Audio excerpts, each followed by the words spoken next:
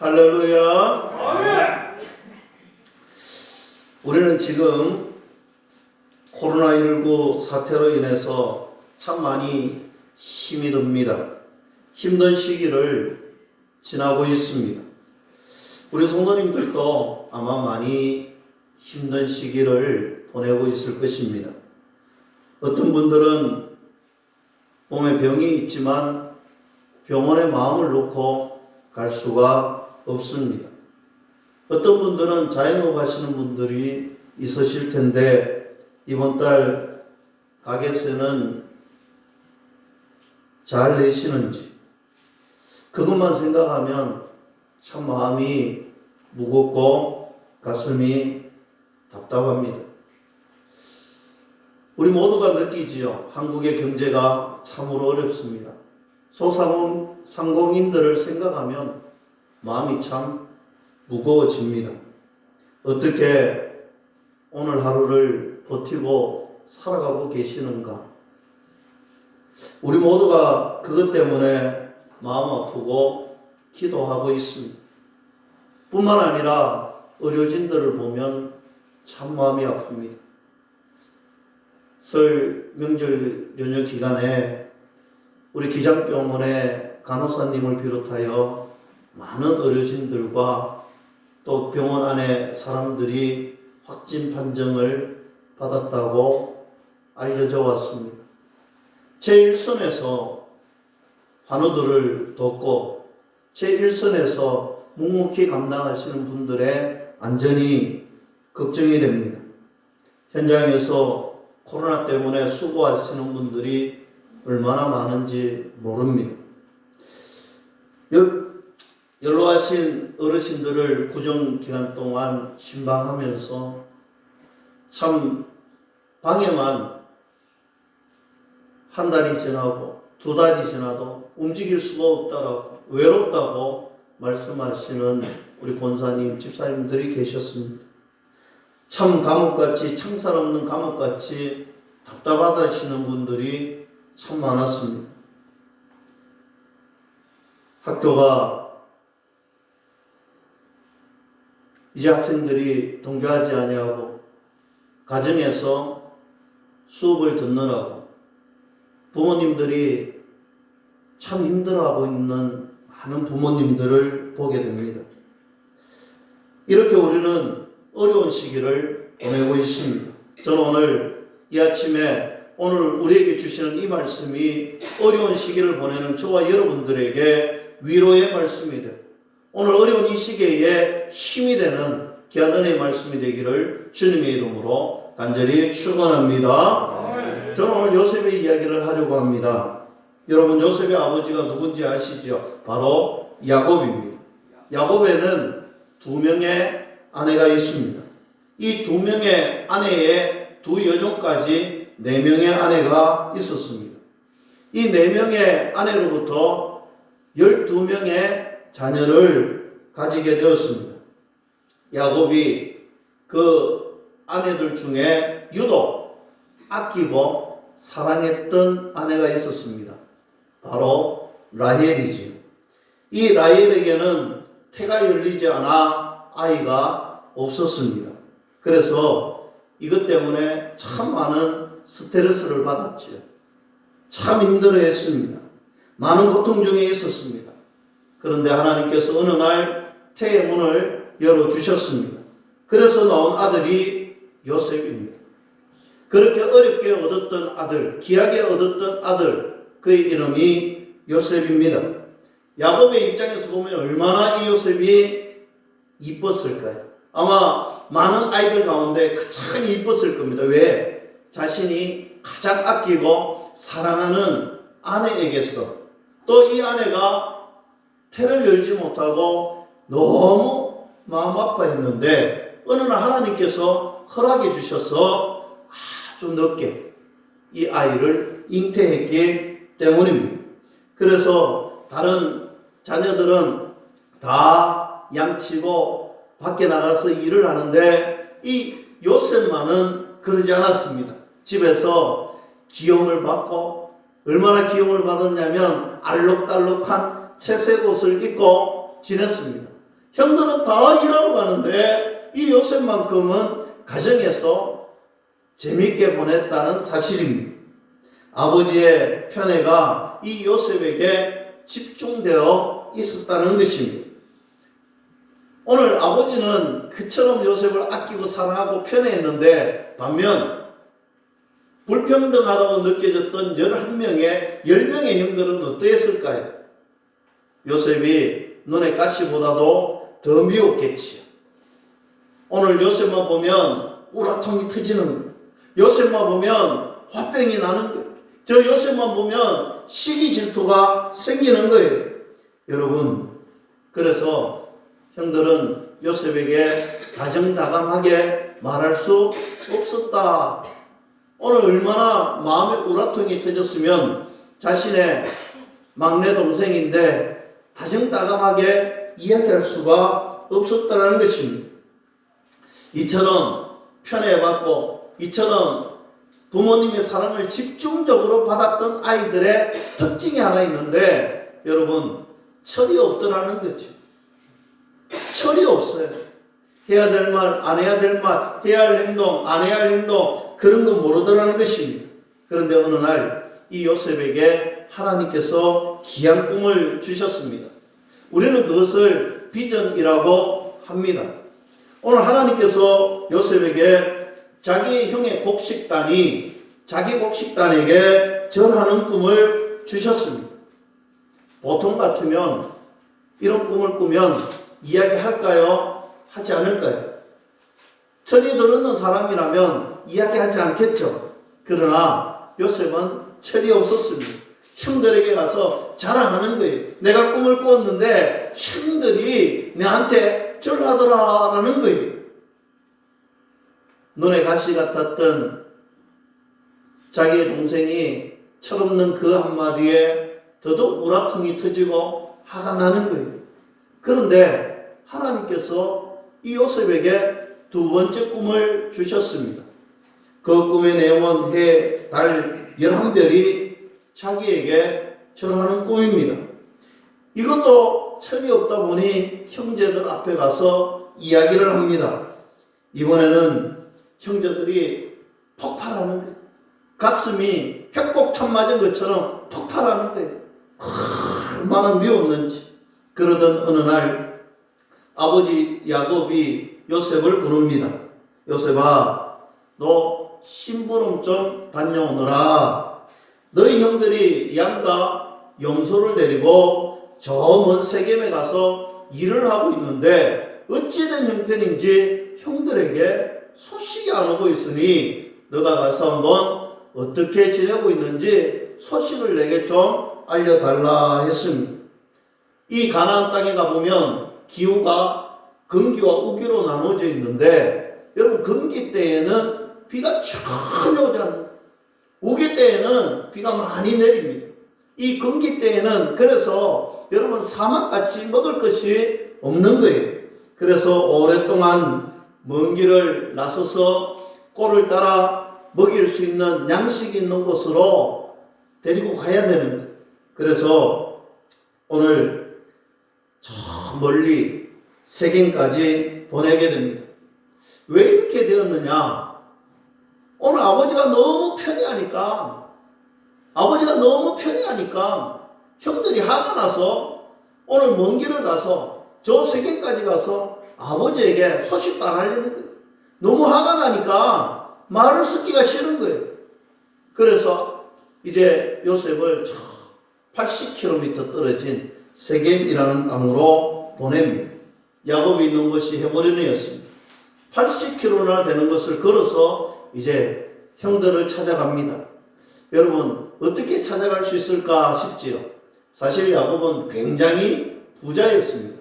굉장히 부자여서 형들이 데리고 가는 이 양과 염소가 엄청납니다. 가서 물어보면 대충 다 아는 거예요. 그래서 저 세겜으로 갔는데 아무리 봐도 형들이 없는 거예요.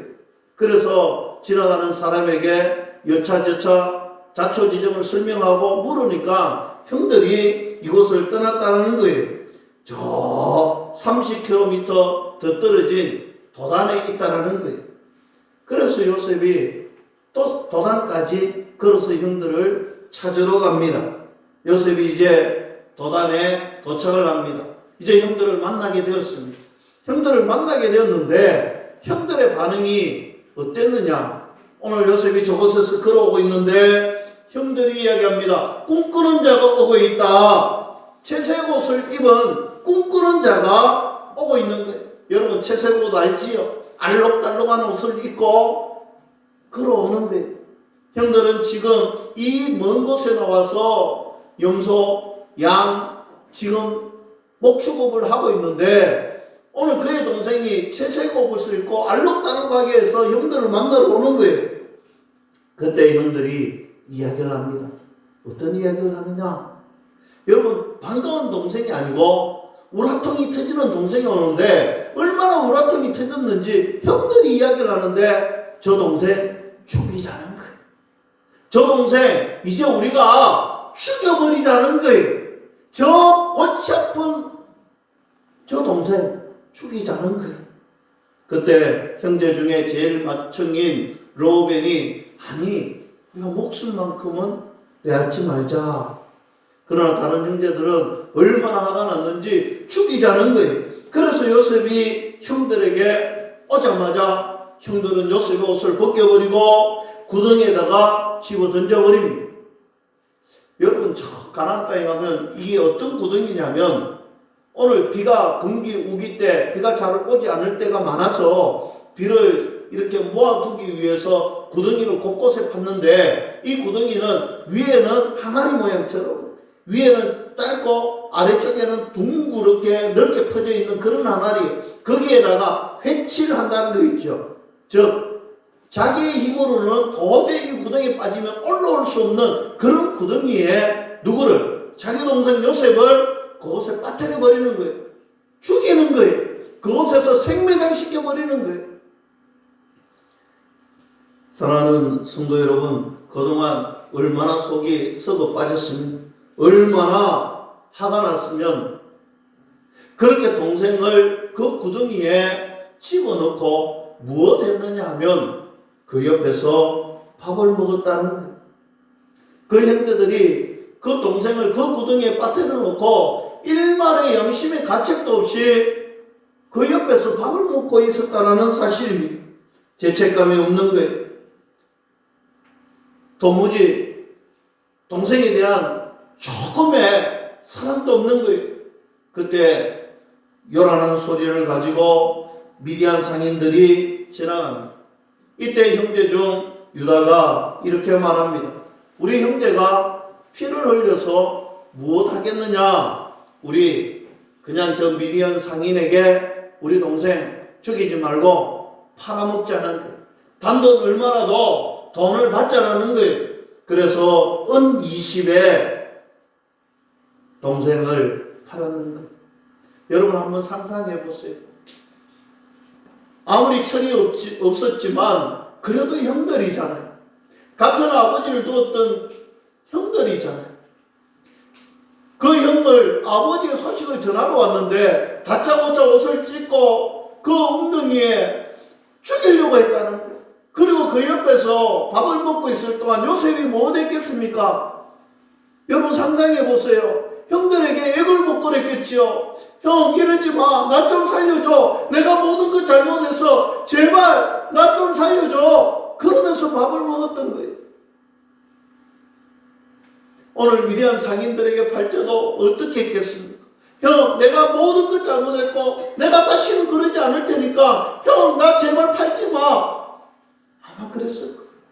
소리를 지르면서 눈물을 흘리면서 형들에게 부탁을 했을 거예요. 형 나 버리지 말라고. 형제들은 뒤도 돌아버리지 않고 요셉을 상인들에게 노예로 팔아버리고 돌아서서 갔다는 것입니다. 요셉은 형들에게 팔려서 손발이 묶인 채 노예 시장으로 가게 되었습니다. 사람들이 지나가면서 흥정을 합니다. 그러다가 아주 멋있는 사람이 요셉을 사서 데리고 갑니다. 가서 보니까 그 집은 애국 바로의 시대장 보디발의 집이었습니다. 나는 새도 떨어뜨린다는 최고 실세 중에 실세의 집에 팔려갔던 것입니다. 이 대목에서 성경은 이렇게 이야기합니다. 창세기 39장 2절 말씀입니다. 여호와께서 요셉과 함께 하심으로 그가 형통한 자가 되어라고 이야기합니다. 여러분, 이해가 되세요? 지금 형들에게 버림받고 노예 시장에 팔려서 노예가 되어서 지금 이곳에 도착해 있는데, 오늘 하나님께서 뭐라고 이야기하느냐? 요셉과 함께 하심으로, 여호와께서 요셉과 함께 하심으로 형통한 자가 되었다는 것입니다. 아멘. 여러분, 이게 어떻게 형통이에요? 우리가 인간적으로 생각하면 불통 중에도 이런 불통이 있을 수가 없잖아요. 지금 형들에게 팔려서 노예가 되어서 그의 인생 자체가 캄캄한 거예요. 도무지 벗어날 길이 없는 노예, 종이 되어 있는 거예요. 끝이 보이지 않는 그런 상황에 떨어졌는데 여기에서 어떻게 형통하다 할 수 있을까요? 그런데 요셉은 보디발의 집에서 열심히 일합니다. 최선을 다해서 그가 할 수 있는 최선을 다해서 성실하게 일을 합니다. 그랬더니 그를 가정총무로 삼습니다.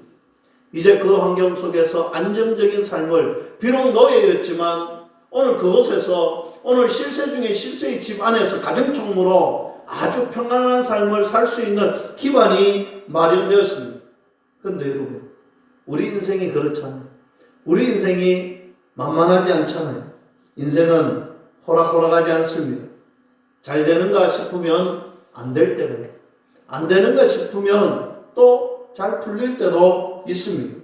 우리 인생에는 참 변수가 많습니다.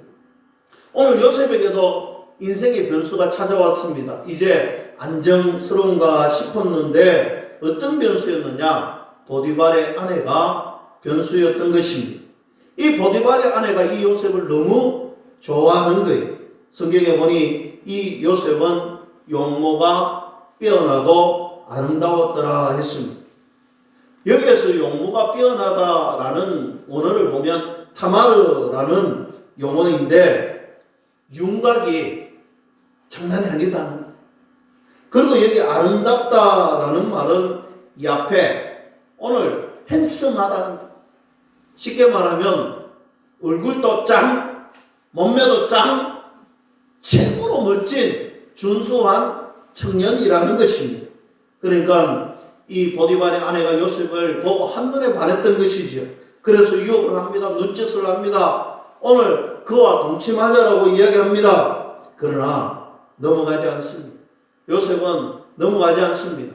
그가 이야기합니다. 기준이 무엇이었느냐? 오늘 보디발의 기준을 이렇게 이야기합니다. 이 집의 모든 것을 네가 관장할 수 있지만, 이 집에 있는 모든 것은 네가 마음대로 할 수 있지만 단 내 아내는 건들지 마라. 이게 기준이었어요. 그리고 이 요셉에게는 하나님을 향한 신전의식이 있었습니다. 하나님이 지금 나를 보고 계신다. 하나님이 지금 나를 보고 계신다라는 신전의식이 있었습니다. 그래서 어떠한 집요한 유혹에도 넘어가지 않았습니다. 그런데 어느 날 집에서 일을 하는데 사람들이 아무도 없는 거예요. 오늘 집에서 일하고 있는데 아무도 없는 그 현장에 갑자기 보디발의 아내가 등장을 합니다. 요셉의 옷을 탁 잡습니다. 성경에 보면 요셉의 옷을 잡았다라고 하는데 이 히브리어 타파스라는 히브리어에는 어떻게 잡았냐면 완전히 휘어잡았다. 꼼짝달싹할 수 없도록 휘어잡았다는 거예요. 도망갈 수 없을 정도로 휘어잡았는데 요셉이 어떻게 했느냐? 휘어잡은 그 옷을 몽땅 벗어버리고 도망갔다. 왜요? 하나님이 지금 보고 계시다. 하나님 앞에 범죄할 수 없다라는 거예요. 그것 때문에 그는 가정총무에서 강간미수범이 되어 감옥에 갇히는 죄인의 신분이 되었다는 것입니다. 이 말씀을 성경에 보면 창세기 39장 23절에 이 상황 속에서 이런 말을 합니다. 여호와께서 요셉과 함께 하시며 여호와께서 그를 본사에 형통하게 하셨더라.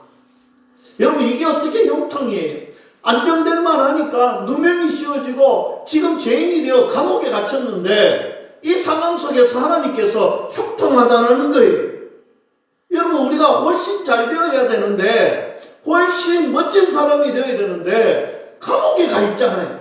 감옥에 가 있는데 형통하다는 거예요. 사랑하는 성도 여러분, 저는 이 말씀을 준비하면서 이런 생각을 해보았습니다. 그렇구나. 사람의 기준과 하나님의 기준은 다를 수 있고, 사람이 생각하는 기준과 하나님의 기준은 다를 수가 있구나. 그래서 이 형통이라는 말을 우리는 어떻게 이해하고 어떻게 해석해야 되느냐? 하나님의 기준에서 해석을 해야 되는 거예요. 하나님께서는 요셉을 향한 하나님만의 기준이 분명했습니다.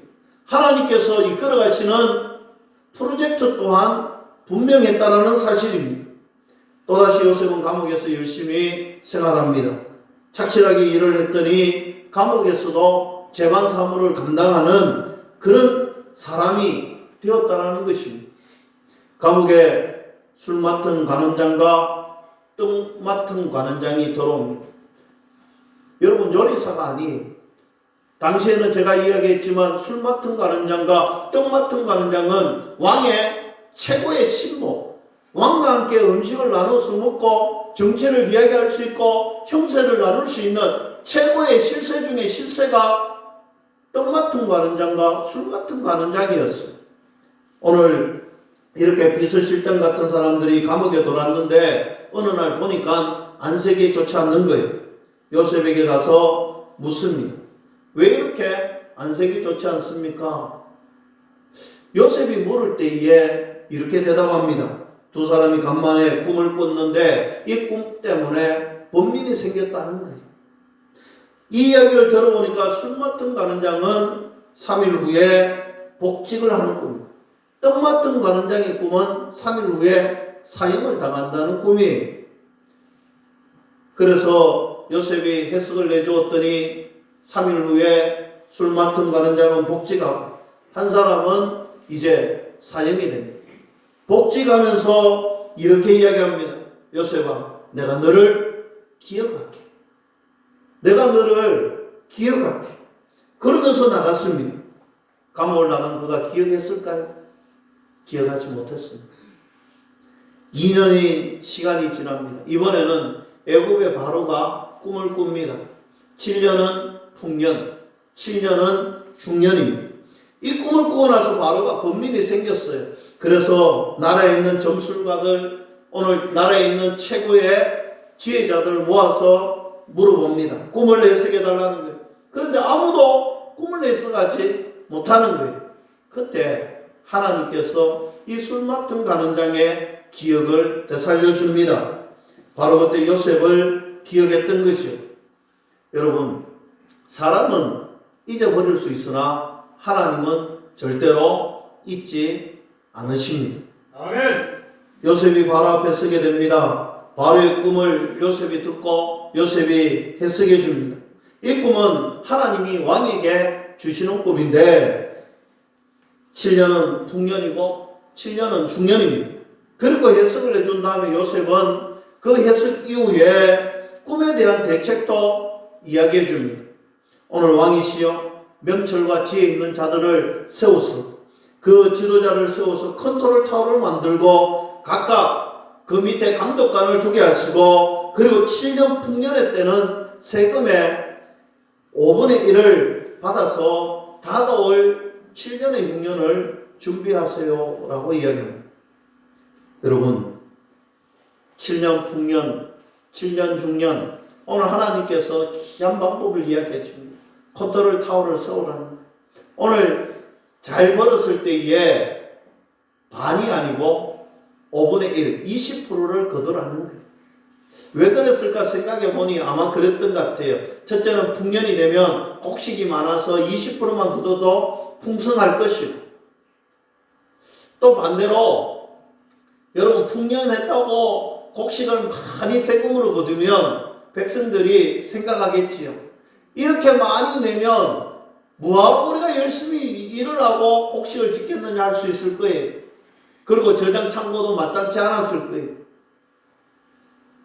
그런데 오늘 20%만 세금을 거두고 지혜자를 세워서 오늘 아마 이 20%를 가지고 무역을 해서 아마 비축을 하라는 그런 계획이었을 것입니다. 여하튼 요셉은 이렇게 꿈을 해석해 주었는데 바로가 생각해 보니 이것을 책임질 만한 사람이 아무리 생각해 봐도 없더라는 거예요. 다시 생각해 보니까 오늘 이 꿈을 해석해 줬던 요셉만한 사람이 없더라는 거예요. 그래 네가 그거 책임져 다오. 그래서 요셉을 총리로 세우는 것입니다. 오늘 본문 말씀이 바로 그 말씀입니다. 요셉은 꿈을 받았습니다. 그 꿈의 실현이 이제 일어나는 순간입니다. 비전이 실현되고 꿈이 실현되고 국무총리가 되었습니다. 저는 오늘 이 말씀을 통하여서 두 가지 메시지를 나누려고 합니다. 여러분들 가슴 속에 오늘 이 아침에 이 비전의 말씀 품고 돌아갔으면 좋겠습니다. 첫째는 하나님은 절대 실수하지 않으신다라는 사실입니다. 하나님은 실수하지 않으시는 하나님이심을 믿을 수 있기를 주님의 이름으로 간절히 축원합니다. 하나님은 요셉에게 꿈과 비전을 주셨어요. 꿈을 주시고 비전을 주셨는데 이 꿈이 어땠습니까? 그의 삶을 돌이켜보면 그 꿈이 사라지는 것 같고 자고 일어나면 그 꿈이 절대로 실현할 수 없는 불가능한 일 같은 일들이 계속해서 일어나는 거예요. 그러나 요셉은 하나님은 절대 실수하지도 하나님의 말씀은 사라지지도 하나님의 약속은 반드시 지켜진다는 사실을 믿고 아무리 어려운 깜깜한 인생 속에서도 그는 최선을 다하고 열심히 했습니다. 그랬더니 물거품처럼 사라지는 것이 아니라 꿈은 이루어졌습니다. 하나님의 비전은 이루어졌습니다. 왜냐하면 하나님께서는 실수하지 않으시기 때문입니다. 사랑하는 성도 여러분, 우리가 기도하다, 우리가 말씀 보다, 우리가 예배 드리는 가운데 하나님의 은혜의 말씀을 받고 하나님이 우리에게 주셨던 확정의 믿음이 있고 하나님이 우리에게 꿈을 주시고 하나님이 우리에게 비전을 주십니다. 그 꿈과 그 비전 우리가 받았다면 요셉처럼 하나님 말씀 붙들고 지금 내 상황이 안 되는 것 같고 지금 내 상황이 불통인 것 같고 지금 내 상황이 캄캄할지라도 여러분 걱정하지 마세요. 하나님의 약속을 끝까지 믿고 하나님 말씀에 아멘하고 여러분들이 걸어간다면 하나님의 때가 되면 하나님의 기준이 되면 하나님이 반드시 이루어 주시고 그 꿈을 실현시켜 주실 줄로 믿을 수 있기를 주님의 이름으로 간절히 축원합니다. 룻기서를 보면 저는 룻기서를 통하여서 주시는 것이 반전을 주시는 하나님이시다. 오늘 룻이 과부가 되어서 시어머니 나오미를 따라 가나안 땅에 가서 이삭 죽기를 하잖아요. 이삭 죽기를 한다는 것은 그 인생이 이삭 죽기 인생이라는 참 막다른 인생이었습니다. 그러나 룻의 인생은 그것이 끝이 아니었다라는 사실입니다. 오늘 룻은 그의 인생의 마지막 퍼즐이 완성될 때에는 보아스를 만나서 결혼을 하고 다윗의 정정아들 훗날의 메시아의 가문에 아주 위대한 여성으로 소개되어 있다는 것입니다. 사랑하는 성도 여러분, 우리 인생이 지금 이 코로나 시국을 맞이해서 지금 우리 기독교회가 지금 경제가 무너지고 지금 정말 힘들고 어려운 것이 우리 인생이 끝이 아니라는 사실입니다. 저와 여러분들 인생에 우리 교회의 인생의 퍼즐이 끝나는 그 시점에는 하나님의 약속이 실현되어지고 하나님의 은혜가 풍성해지고 저와 여러분들로 통하여서 하나님의 능력이 나타날 줄 하나님의 약속이 이루어지면 우리 인생이 아름다워진다 믿을 수 있기를 주님의 이름으로 축복합니다. 두 번째로 우리 하나님은 협력해서 선을 이루시는 하나님이시다.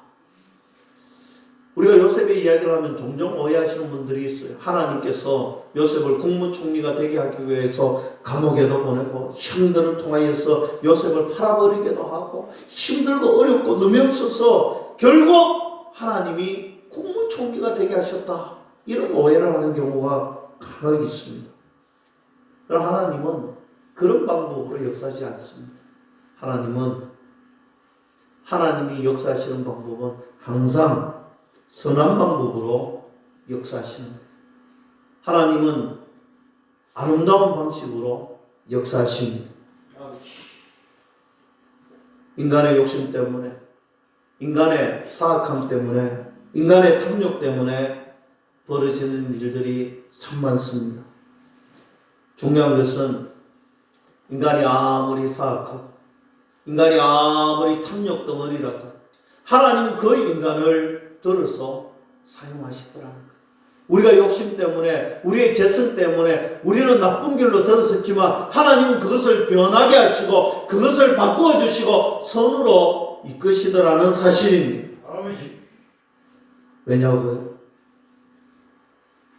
우리가 하나님의 자녀이기 때문에 하나님의 독생자 예수 그리스도를 아끼지 아니하시고 우리를 위하여 그 십자가를 지게 하시는 그 사랑의 자녀들이기 때문에 하나님은 그럼에도 불구하고 저와 여러분들을 아름답게 하여 주시고 그럼에도 불구하고 하나님은 저와 여러분들을 들어서 사용하신다. 그래서 여러분 힘을 내십시오. 힘들어도 어려워도 때로는 나의 재성 때문에 나락에 떨어져도 힘을 내세요.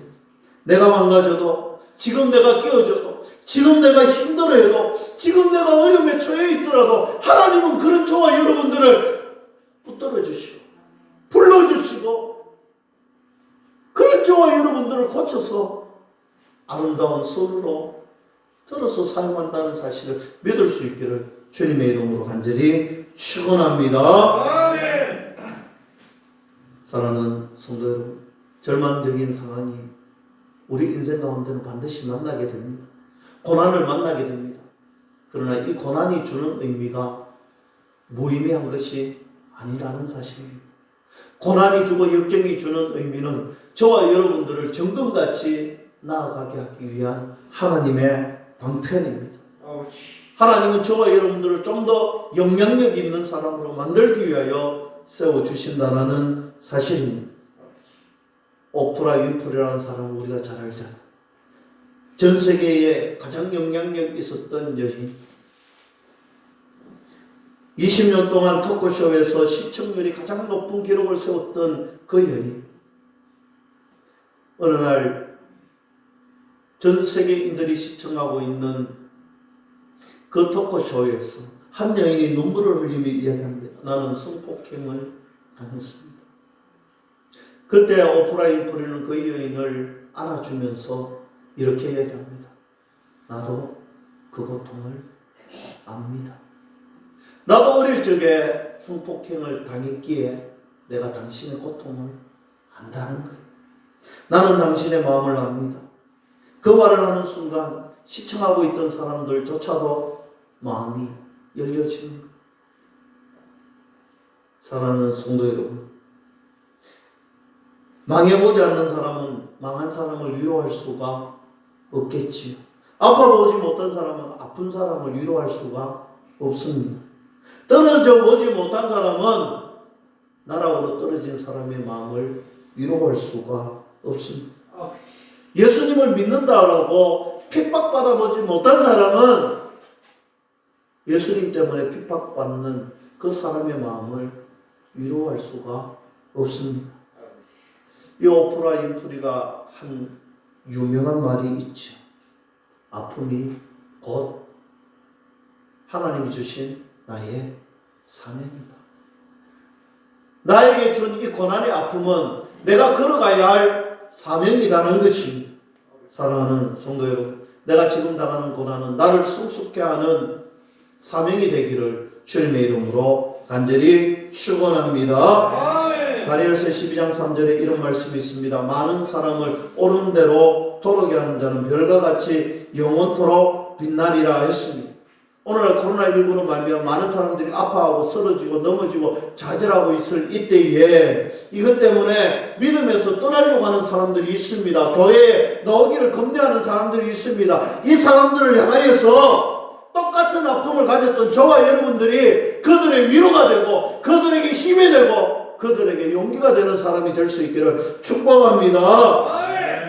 그래서 이 땅에서도 빛났으면 좋겠지만 더 중요한 것은 저 하나님 나라에 하나님이 세우시는 별이 되고 스타가 되는 그런 은혜의 사람, 그런 멋진 사람으로 세워질 수 있기를 주님의 이름으로 간절히 축원합니다. 기도하겠습니다.